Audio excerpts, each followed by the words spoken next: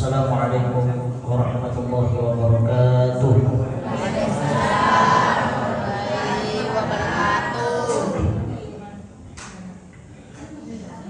Bismillah, alhamdulillahilladzi akhrajan nasa minal dhulumati ilal nur. Asyhadu an la ilaha illallah wahdahu la syarika lahu wa asyhadu anna Muhammadan 'abduhu wa rasuluh. Allahumma shalli ala sayyidina Muhammadin wa ala alihi wa sahbihi ajma'in, amma ba'd. La ilaha illa anta subhanaka inni kuntu minadh dhalimin. Hadirin wal hadirat, bapak-bapak dan ibu-ibu, teman-teman laki-laki yang masih mengelata.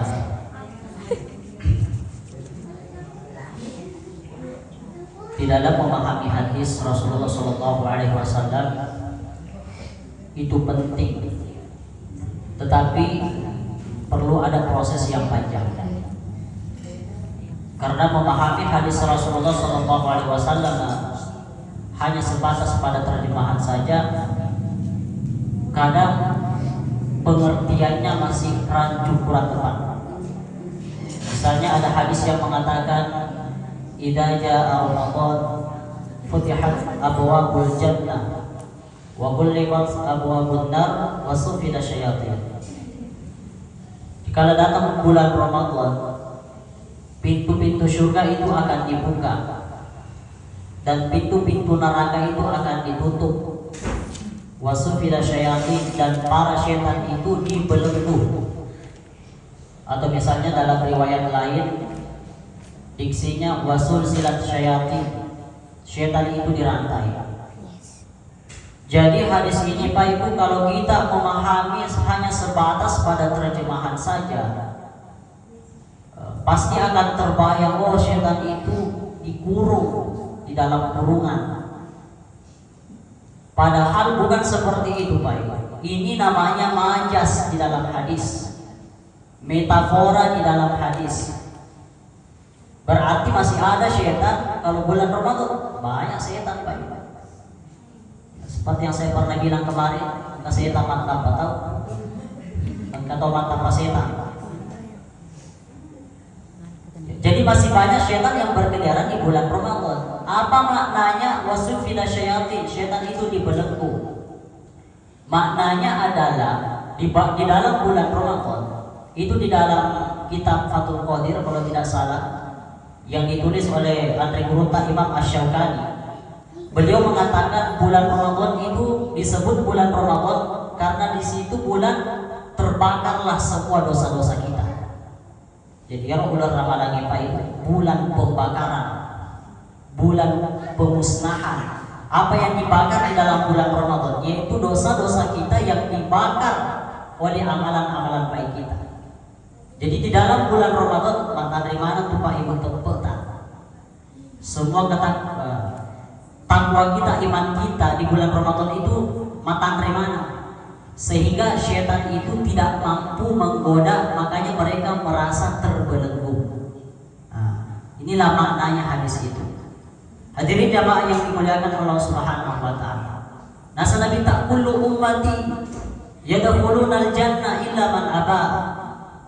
Ya manana umatku tamak mana ngirilanan surga. Semua umatku semuanya masuk ke dalam surga. Illa man aba, kecuali mereka yang tidak mau. Jadi satu saja Pak Ibu. Nabi tak semua umatku masuk ke dalam surga. Ini berita gembira kepada umat Rasulullah. Illa man aba, siapa yang tidak masuk? Cuma mereka yang tidak mau. Siapa yang tidak mau? Yaitu mereka yang tidak mau mengikuti perintah, mengikuti sunnah Rasulullah SAW. Agar Nabi tak belo ya cuy Pak Ibu. Apanya Rasulullah yang mau kita ikuti biar bisa kita masuk surga? Yang pertama dari segi penampilannya Rasulullah SAW. Bagaimana caranya berpakaian Rasulullah? Beko batina Nabi tak mau baju masulara, maju pada lain sebagainya. Tetapi mengikuti pakaian Nabi itu tidak harus persis seperti Nabi. Bagaimana pakaian yang diajarkan di dalam Islam? Yang pertama, pakaian itu harus bersih. Bahkan di dalam Al-Quran Pak Ibu itu ada beberapa ayat yang memang kita diperintahkan untuk memakai pakaian yang bersih. Salah satu ayatnya, ya bani Adam khudu zinatakum inda kulli masjidin wa kulu washrabu wa la tusrifu. Jadi itu yang pertama, bersih. Yang kedua adalah menutup aurat. Rasulullah ketika berpakaian itu Pak Ibu itu menutup aurat. Jadi jangan mengumbar-umbar aurat. Hadirin jamaah yang dimuliakan Allah. Jadi pakaian ketika kita ingin mengikuti Nabi itu tidak harus persis seperti Nabi. Kita berpakaian seperti ini Pak Ibu, itu sebenarnya sudah mengikuti Nabi. Kenapa? Karena kita sudah menutup aurat. Pakaian kita sudah sopan. Dan beda membungkus dan menutup aurat. Ya, biasa ada perempuan pakai tidak menutup aurat bahasanya. Lebih tepatnya dikatakan membungkus aurat. Ya, membungkus aurat dalam arti menutup aurat tapi lekukan-lekukan tubuhnya itu masih nampak. Sehingga ini sebenarnya bukan menutup aurat melainkan membungkus aurat. Hadirin jamaah, jadi itu Bapak.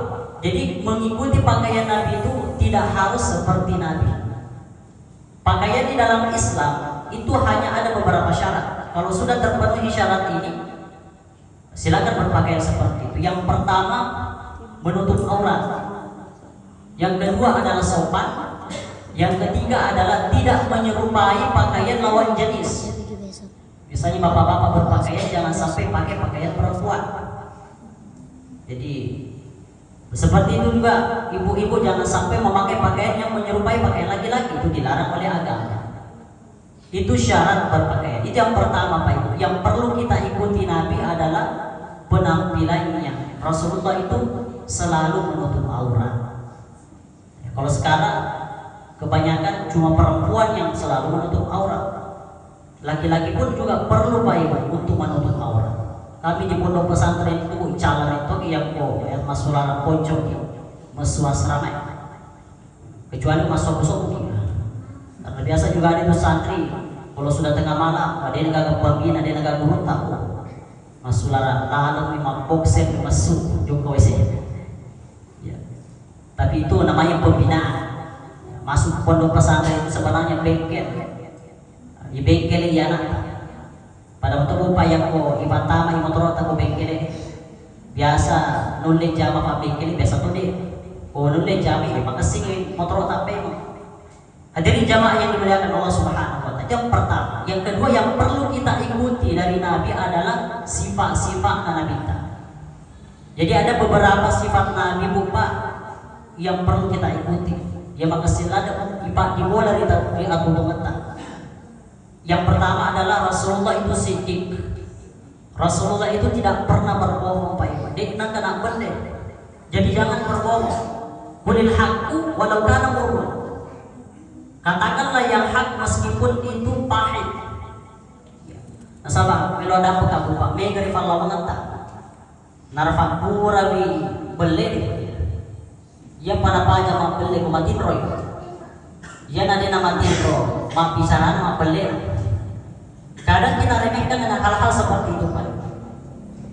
Bahkan ada pernah kejadian terjadi di Kalimantan Pak Ibu. Ada terjadi, saya lupa namanya, di guru itu siapa. Terjadi hujan deras, longsor. Mada-mada pengamanan kita melodor di pengalat-alat, tapi longsor dan hujan itu tidak berhenti.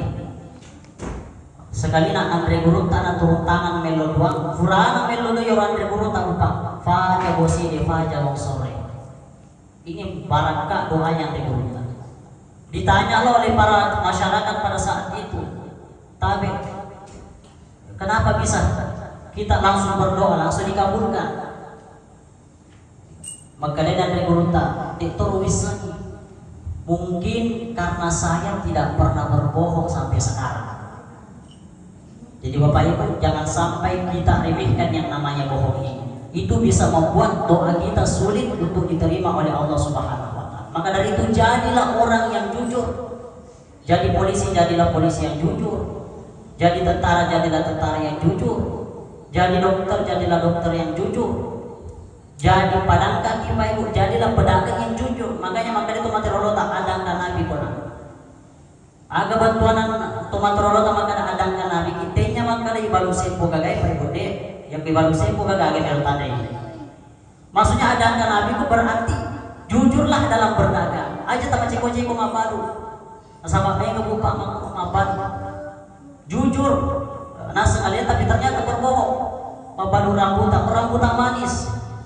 Padahal dia tahu kencur rambutannya. Durian manis. Padahal durian mangkok mina baru. Pertalite asli, tapi ada campurannya. Ya. Banyak kejadian sekarang seperti itu, masuk alam motor Natal, beli pertalite, tapi banyak campurannya aja.